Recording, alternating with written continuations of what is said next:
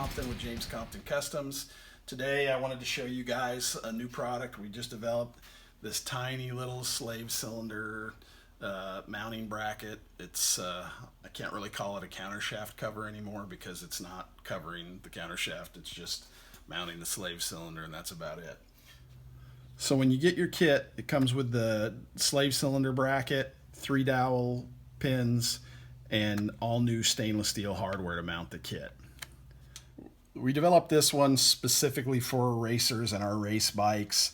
It just removes more material that's in your way when you're changing out sprockets and things at the track, and also reduces weight. This one's really easy to install. It's just got the 3 bolts that locate it and the extra 2 that hold the rest of the slave cylinder down. Okay, so let's go ahead and mount this up. The first thing you're going to want to do is take the 107mm bolt and put it through this hole here.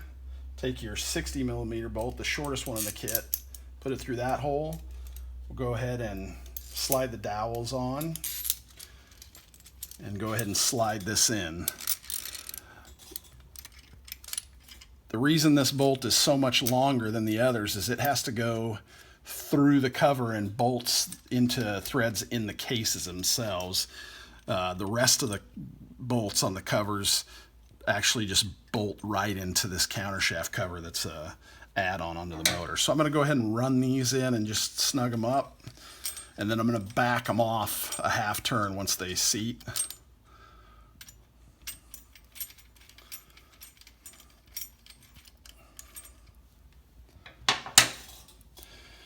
So now take your slave cylinder. Obviously we don't have a clutch line hooked up. We haven't run the hydraulics on this bike yet, so it'll be over here somewhere hooked to a hydraulic line.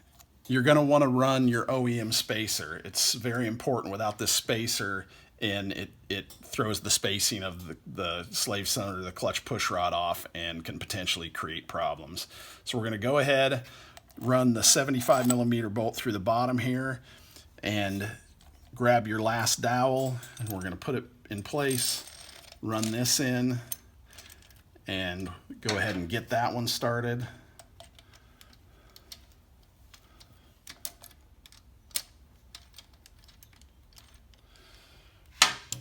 So you only want to put maybe a couple turn or 2 on this one before you get these bolts started at the top. These bolt the slave cylinder to the cover itself.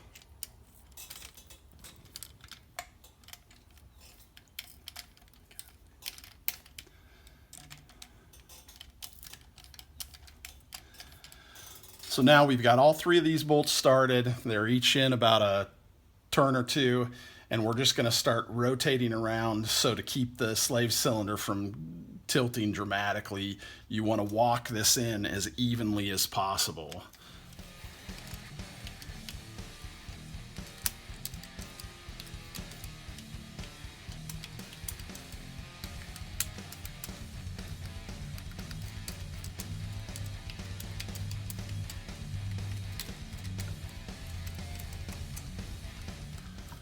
Once you've got the slave cylinder walked in, you can go ahead and just snug it up.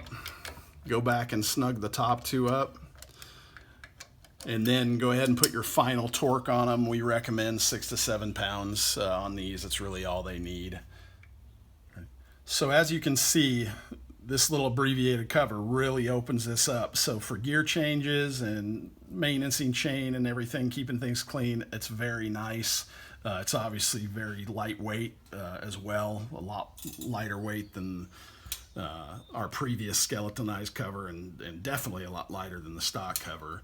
But we're really happy with the way this kit turned out, and I think you will be too.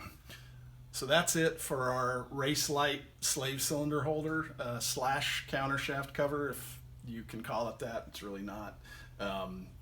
Anyway, thanks for watching. Keep the questions coming. We'll keep building cool parts and cool videos. Hope you guys have a great day, and see you next time.